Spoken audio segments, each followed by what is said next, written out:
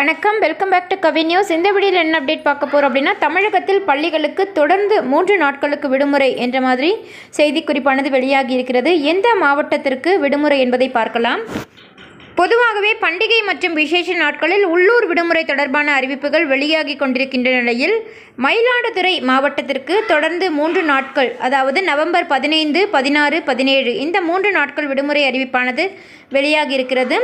துலா உற்சவ விழாவின் முக்கிய நிகழ்வான கடைமுக தீர்த்தவாரி விழாவை ஒட்டி உள்ளூர் விடுமுறையானது வெளியாகி இருக்கிறது.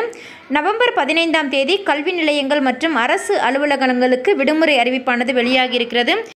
இந்த விடுமுறையை ஈடு செய்யும் வகையில் நவம்பர் 23ஆம் தேதி கல்வி நிலையம் மற்றும் அரசு அலுவலகங்கள் செயல்படும் என்று மாவட்ட ஆட்சியர் அறிவுறுத்தியிருக்கிறார். தொடர்ந்து இணைந்திருங்கள். நன்றி, வணக்கம்.